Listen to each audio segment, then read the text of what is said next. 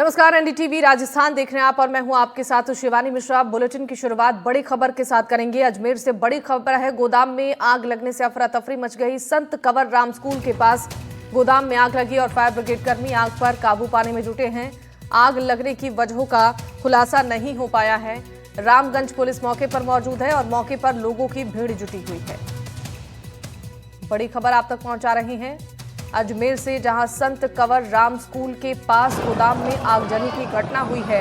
तस्वीरें आपकी TV screen पर हैं। आग की लपटें और धुएं का गुबार इन तस्वीरों में साफ नजर आ रहा है।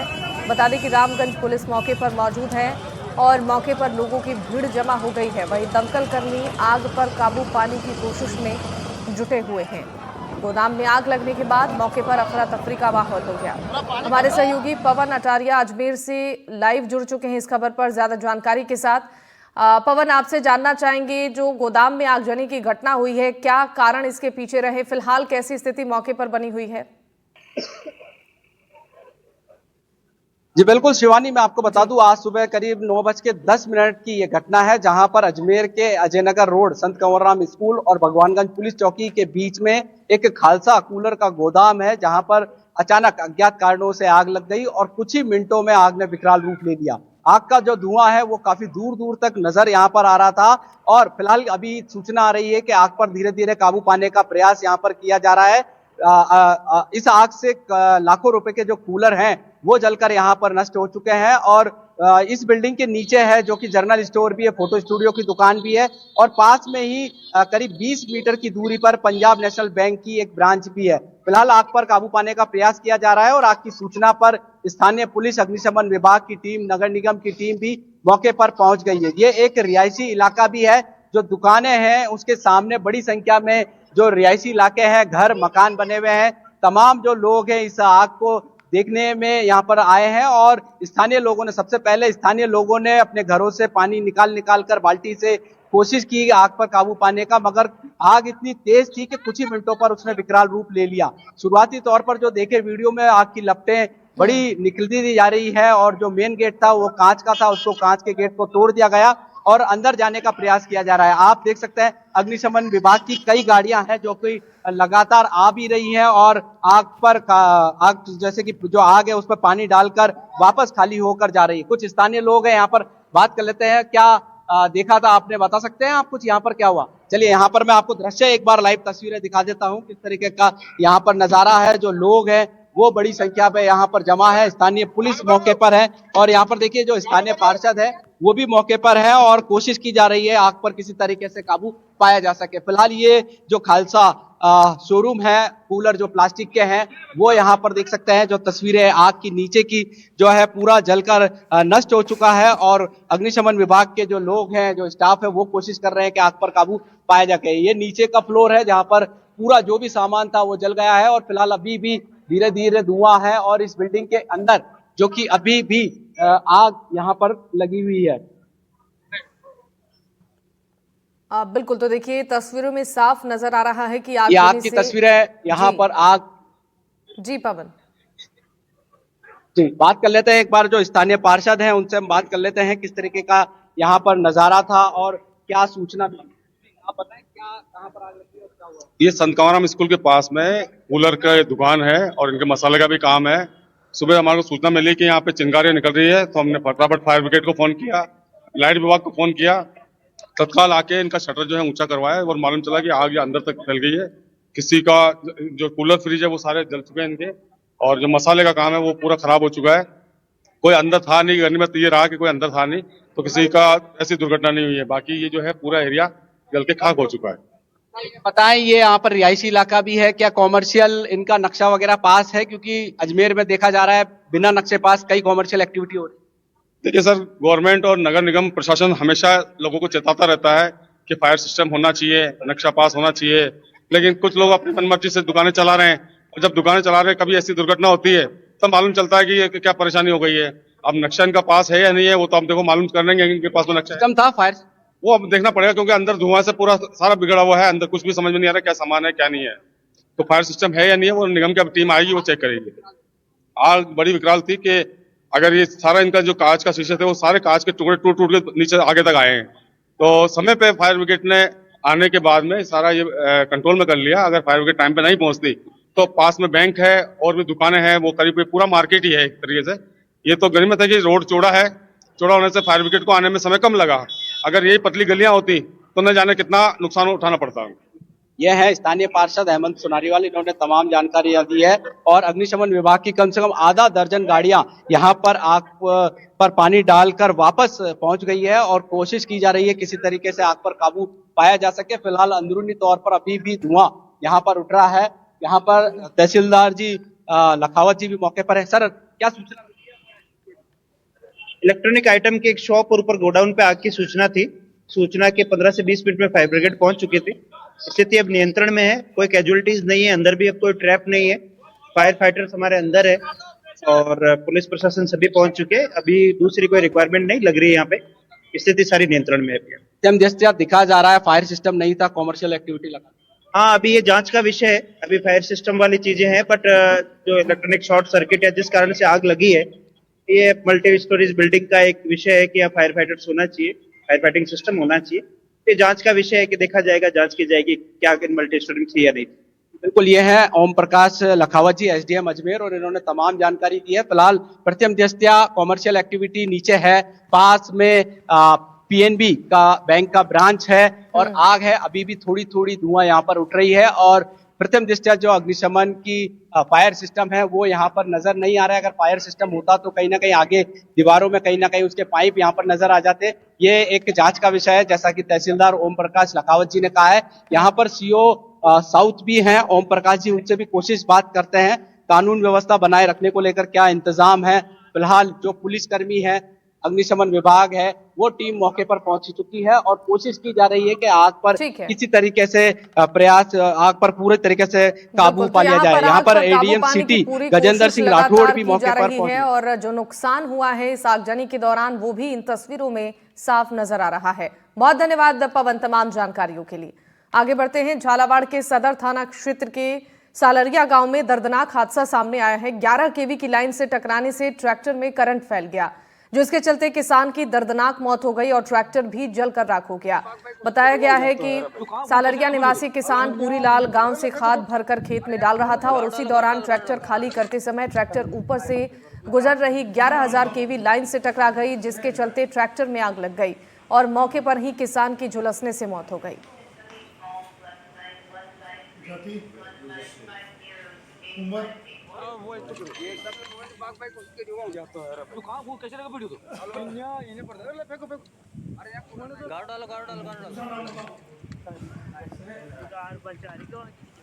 इस खबर पर जानकारी देंगे हमारे साथ संवाददाता रियाज जुड़ गए हैं। रियाज, आपसे जानना चाहेंगे, किसान की करंट लगने से मौत हो गई, इस पूरी खबर पर क्या जानकारी है, कैसे ये घटना हुई?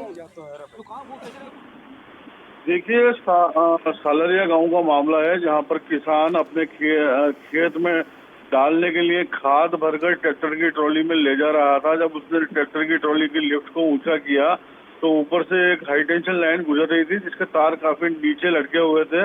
ट्रैक्टर ट्रॉली अचानक उस हाई टेंशन लाइन से टकरा गई, जिसके चलते जो किसान को करंट लगा वो काफी बुरी तरह से झुलस गया और ट्रैक्टर में आग लग गई। ट्रैक्टर के पहिए और इंजन में आग लग गई।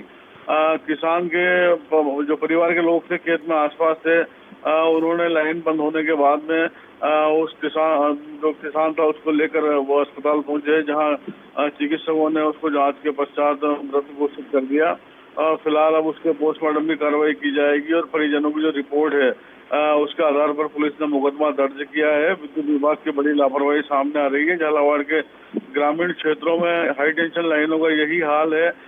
बड़ी ही नीचे लटकी हुई लाइनें जगह जगह देखी जाती हैं, जिसके चलते पूरे इलाके में लगातार हादसे होते रहते हैं। ठीक है, आपका धन्यवाद रियाज तमाम जानकारियों के लिए। इस बीच एक और बड़ी खबर आपको बता दें, बूंदी से। बूंदी में बनेगा प्रदेश का सबसे लंबा पुल। इंदरगढ़ ललितपुर स्टेट हाईवे पर यह पुल बनेगा। चंबल घड़ियाल अभ्यारण्य से गुजरने वाले हाईवे पर यह पुल बनाया जाएगा। पुल निर्माण को राष्ट्रीय वन्य जीव बोर्ड से मंजूरी मिली है और पुल निर्माण के लिए 256.46 करोड़ की मंजूरी मिली है। बता दें कि पुल 4.8 किलोमीटर लंबा होगा।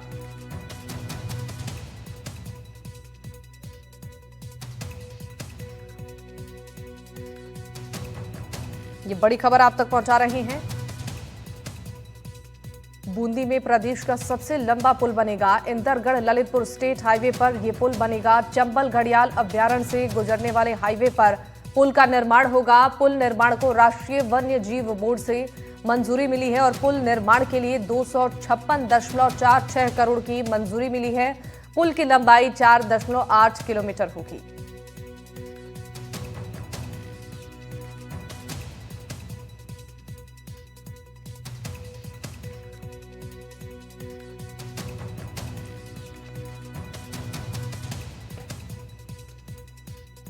तो चंबल घड़ियाल अभ्यारण्य से गुजरने वाले हाईवे पर यह पुल का निर्माण होगा। पुल निर्माण को मंजूरी मिल चुकी है।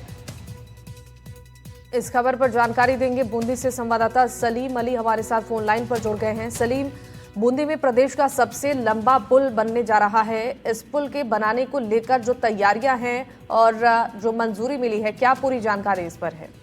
बिल्कुल, मैं आपको बता दूं, स्थानीय सांसद और लोकसभा अध्यक्ष ओम बिरला के सतत प्रयासों से ये मंजूरी मिली है। वर्ष 2023 में राज्य सरकार ने बजट घोषणा में इस पुल को बनाने की घोषणा की थी, लेकिन पुल के निर्माण कराने में एक बड़ी अड़चन आ रही थी। वो है केंद्रीय वन्य जो अभ्यारण्य है वो उसकी स्वीकृति की। ऐसे में लोकसभा अध्यक्ष ओम बिरला के प्रयासों से केंद्रीय वन्य जीव बोर्ड ने इसकी मंजूरी दे दी है। अब ऐसे में सरकार जल्द ही जो 256 करोड़ है इसकी लागत का एक डीपीआर तैयार करवाएगी और पुल का निर्माण शुरू हो जाएगा। ऐतिहासिक पे पुल बनेगा, ये प्रदेश का सबसे बड़ा पुल बनेगा, क्योंकि 4 किलोमीटर लंबी ये एक बड़ी पुल, एक बड़ी ब्रिज होगी जो प्रदेश में किसी जिले में नहीं है और ये चंबल नदी के ऊपर बनेगी। तो ऐसे में इस क्षेत्र के जो लोग हैं, इंद्रगढ़, ललितपुरा और आसपास के कोटा के, उन्हें बड़ा फायदा मिलेगा। एक बड़ी कनेक्टिविटी ग्रामीण क्षेत्र की बनेगी तो उस क्षेत्र का विकास भी होगा। लोकसभा अध्यक्ष ओम बिरला की पहल है कि इस क्षेत्र का डेवलपमेंट हो, विकास हो और साथ में जो रोजगार के अवसर बनेंगे तो क्षेत्र का यहाँ पर भी विकास होगा। राज्य सरकार और केंद्र सरकार ने मंजूरी दिलवाकर एक बड़ी सौगात बूंदी जिले को यहाँ पर दी है। जी ठीक है सलीम, आपका धन्यवाद तमाम जानकारियों के लिए। रणथंभौर नेशनल पार्क से निकलकर पार्क से सटे कुतलपुरा गांव में घुसे टाइगर को ट्रैंकुलाइज कर लिया गया है और पार्क से निकलकर टाइगर अचानक गांव में घुस आया था। गांव के खेत में घूमते हुए टाइगर पर नजर पड़ी तो वन विभाग की टीम को सूचना दी गई। टीम तुरंत मौके पर पहुंच गई और टाइगर को पकड़ने पहुंची टीम को बाघ से खूब चकाया और खेत से निकलकर टाइगर मचान होटल परिसर में घुस गया। पीछे पीछे वन विभाग की टीम होटल के अंदर घुसी और टाइगर को ट्रैंकुलाइज करने में सफलता हासिल की गई।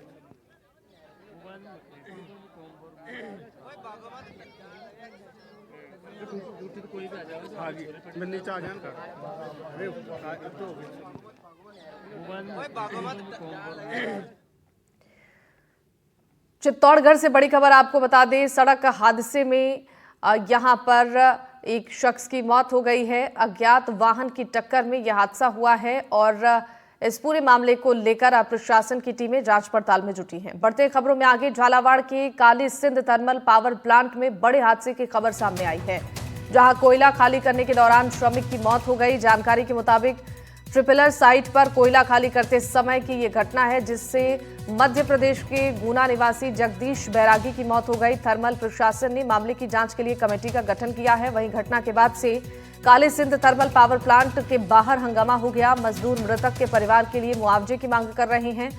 बड़ी संख्या में पहुंची police Kali Sindh thermal power plant पर समझाइश के प्रयास कर रही है।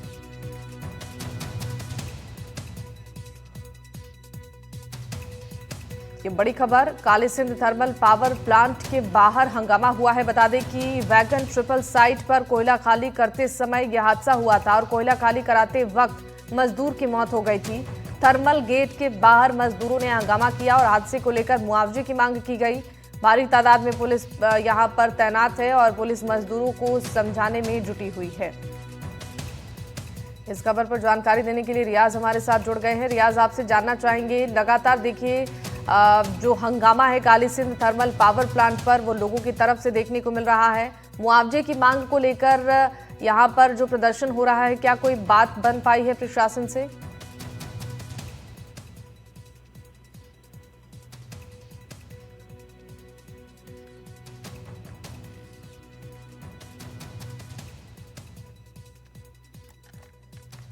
तो रियाज से जुड़ेंगे। उससे पहले देखिए, कोयला खाली करते समय ये जो हादसा हुआ था, उस वक्त मजदूर की मौत हो गई और थर्मल गेट के बाहर मजदूरों ने इसके बाद से हंगामा शुरू कर दिया।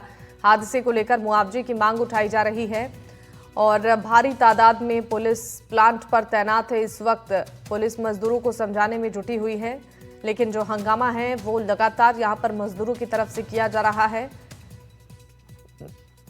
कोयला खाली कराते समय मजदूर की मौत हो गई। थर्मल गेट के बाहर मजदूरों ने इसके बाद जमकर हंगामा शुरू किया।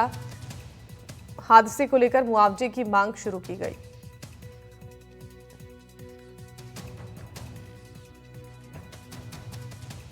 इस खबर पर जानकारी देने के लिए हमारे सहयोगी रियाज हमारे साथ जुड़ चुके हैं। रियाज, आपसे जानना चाहेंगे, कोयला खाली कराते समय मजदूर की मौत के बाद से ही लगातार हंगामा यहां थर्मल गेट के बाहर नजर आ रहा है। क्या इनकी मांगों को लेकर सहमति बन पाई है?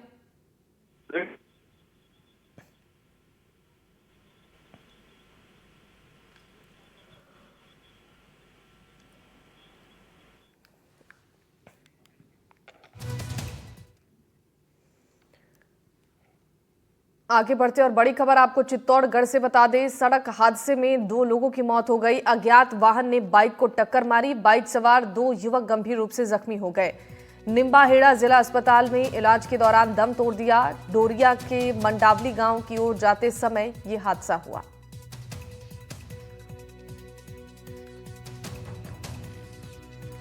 तो सड़क हादसे में 2 लोगों की मौत हो गई। चित्तौड़गढ़ से बड़ी खबर है।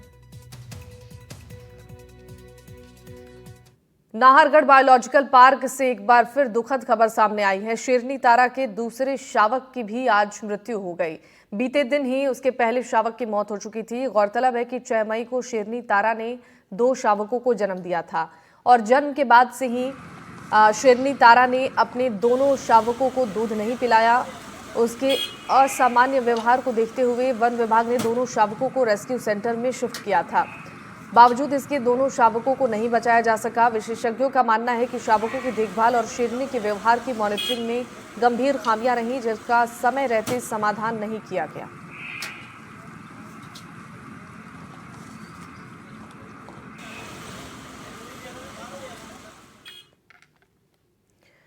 राजस्थान बीजेपी की सियासत एक बार फिर से कुर्सी को लेकर तेज हो गई है। बीजेपी की तिरंगा यात्रा से पहले पार्टी के प्रदेश मुख्यालय में मंगलवार को बैठक का आयोजन किया गया था, लेकिन यात्रा को लेकर बैठक में कम चर्चा हुई और कुर्सी की ज्यादा हो गई। दरअसल सिविल लाइन से बीजेपी विधायक गोपाल शर्मा बैठक में शामिल होने पहुंचे थे, लेकिन जैसे ही उन्होंने मंच की ओर कदम बढ़ाए, वहां के हालात देखकर उनके तेवर बदल गए। क्योंकि मंच पर पहले से ही सभी कुर्सियां भरी हुई थी, ऐसे में विधायक शर्मा को उनके कद के अनुसार कोई सीट नहीं मिली तो वो नाराज हो गए। उन्होंने साफ कहा कि जब मंच पर उनके लिए जगह नहीं है तो वो कार्यकर्ताओं के बीच ही बैठेंगे। विधायक के इस फैसले से वहां मौजूद नेता और कार्यकर्ता भी एक्टिव हो गए। शहर अध्यक्ष अमित गोयल ने स्थिति को संभालने की कोशिश की। उन्होंने विधायक शर्मा से आग्रह किया, अरे भाई साहब आगे आओ ना, लेकिन व्यवस्थाओं से नाराज विधायक गोपाल शर्मा ने जवाब देते हुए कहा कि मंच पर बड़े नेता बैठे हैं, आपके पास जगह तो है ही नहीं। इसके बाद बैठक का माहौल गड़बड़ाने लगा और इसके बाद शहर अध्यक्ष अमित गोयल ने माहौल को हल्का करते हुए विधायक शर्मा से कहा कि हमारे दिल में बिठाएंगे आपको। इस पर भी शर्मा ने विनम्रता दिखाते हुए हाथ जोड़कर कहा कि मैं कार्यकर्ताओं के बीच ही बैठ जाऊंगा। तिरंगा यात्रा में विवाद की स्थिति बढ़ते हुए देखने के बाद नगर निगम ग्रेटर के डिप्टी मेयर पुनीत कर्नावट अपनी कुर्सी छोड़कर मंच से नीचे आकर कार्यकर्ताओं में बैठ गए। उन्होंने गोपाल शर्मा को अपनी सीट दी। हालांकि कुछ ही देर बाद कर्नावट को फिर से मंच पर बुला लिया गया।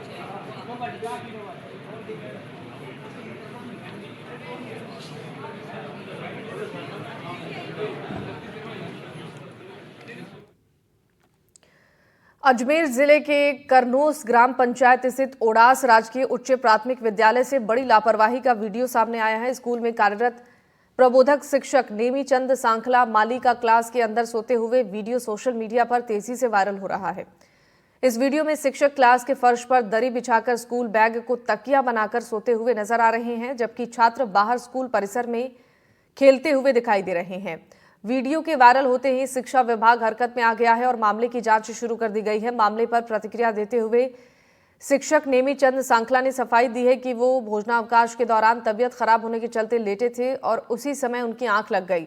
उन्होंने कहा कि उसी दौरान किसी ने ये वीडियो बना लिया। वहीं ब्लॉक शिक्षा अधिकारी नरोत्तम सिंह गुर्जर ने मामले को गंभीरता से लेते हुए कहा कि वायरल वीडियो की जांच की जा रही है और नियमानुसार शिक्षक के खिलाफ कार्रवाई की जाएगी।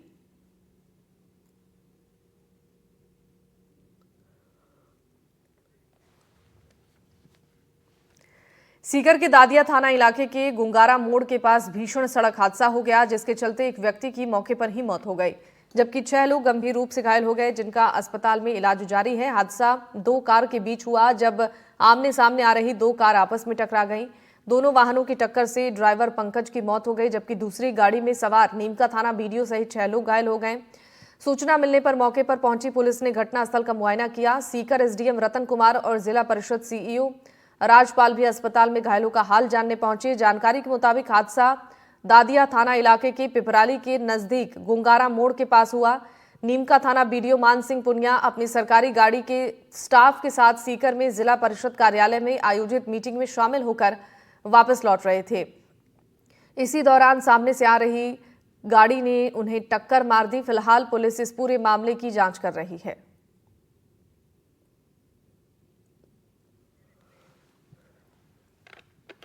और कोटा के अनंतपुरा थाना क्षेत्र में 8 मई की रात आपसी रंजिश के चलते बच्चों और एक महिला को कुचलने की कोशिश के मामले में पुलिस ने आरोपी को गिरफ्तार किया है।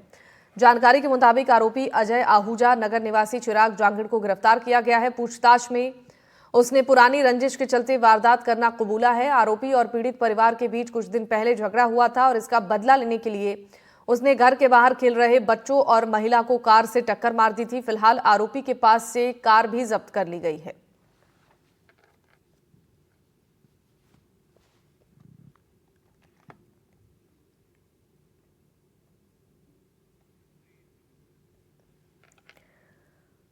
बालोतरा के गिड़ा में मिसानुमा वस्तु मिलने से सनसनी फैल गई। मिसाइलनुमा वस्तुकरण गिड़ा के कार्यालय बेरा में मिला। खेत में पड़े मिसाइल्स की सूचना स्थानीय प्रशासन को दी गई और बाद में मिसाइल नुमा उपकरण को सेना को सुपुर्द कर दिया गया। सुनसान खेत में उपकरण गिरे होने की सूचना मिलने पर गिड़ा और पचपदरा पुलिस मौके पर पहुंची। बाद में सेना के जवानों के पहुंचने के बाद उसे उन्हें सुपुर्द किया गया। आपको बता दें कि 3 दिन पहले ही गिड़ा क्षेत्र के परेऊ गांव में मिसाइल नुमा उपकरण मिला था। माना जा रहा है कि 9 मई की रात को भारतीय सेना की पाकिस्तानी मिसाइल को मार गिराया गया था और खेत में मिला मिसाइल नुमा उपकरण उसी का एक हिस्सा है। उपकरण की जांच के बाद पूरी तस्वीर साफ हो पाएगी।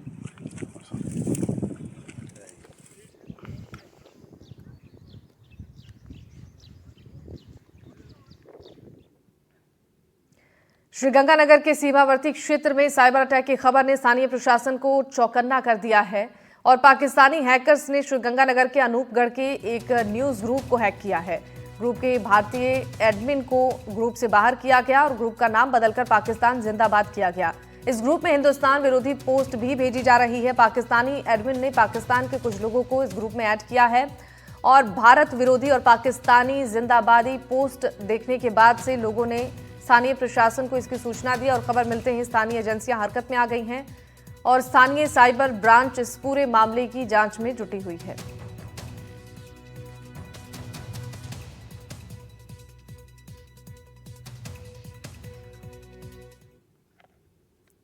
श्रीगंगानगर के बाद जैसलमेर में पाकिस्तानी सिम के इस्तेमाल को लेकर पूरी तरह से प्रतिबंध लगा दिया गया है और पाकिस्तानी टावर से नेटवर्क आने पर राष्ट्रीय सुरक्षा के लिए खतरे की आशंका जताई गई है। इसी के मद्देनजर पाकिस्तानी सिम के इस्तेमाल पर पूरी तरह से पाबंदी लगाई गई है। दरअसल पाकिस्तानी मोबाइल नेटवर्क आने की वजह से पाकिस्तानी लोकल सिम से भारत में भी कुछ दूरी तक बातचीत संभव है और ऐसे में सीमावर्ती गांवों में सुरक्षा एजेंसियों ने इसको लेकर चिंता जताई है। सुरक्षा एजेंसियों की सलाह पर जैसलमेर के डीएम ने जिले में पाकिस्तानी सिम के इस्तेमाल पर पूरी तरह से पाबंदी लगा दी है। भारत और पाकिस्तान के बीच सीमा पर सैन्य तनाव कम होने से राजस्थान के सीमावर्ती जिलों में हालात सामान्य हो गए हैं। सीमावर्ती गंगानगर, बाड़मेर, जैसलमेर और बीकानेर में स्कूल, कॉलेज और शैक्षिक संस्थान खुल गए हैं। प्रशासन ने स्थानीय लोगों से भी अपील की है कि किसी भी तरह की संदिग्ध गतिविधि अगर क्षेत्र में दिख रही है तो तुरंत इसकी सूचना प्रशासन तक पहुंचाएं और साथ ही ये भी कहा गया है कि किसी तरह के बहकावे में ना आए क्योंकि ये उनके लिए खतरनाक हो सकता है। सीमा क्षेत्र पर अब भी सुरक्षा बल हाई अलर्ट पर हैं।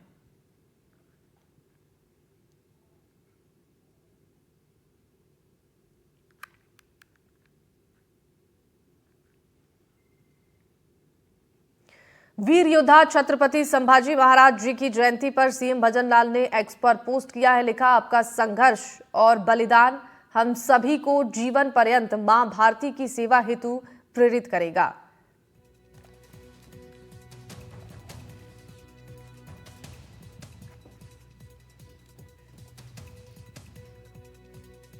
तो ये पोस्ट मुख्यमंत्री भजन लाल शर्मा की तरफ से किया गया है।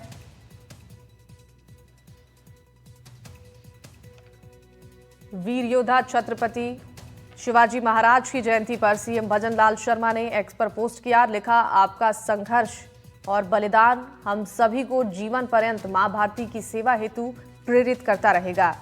ये पोस्ट किया है मुख्यमंत्री ने सोशल मीडिया प्लेटफॉर्म एक्स पर।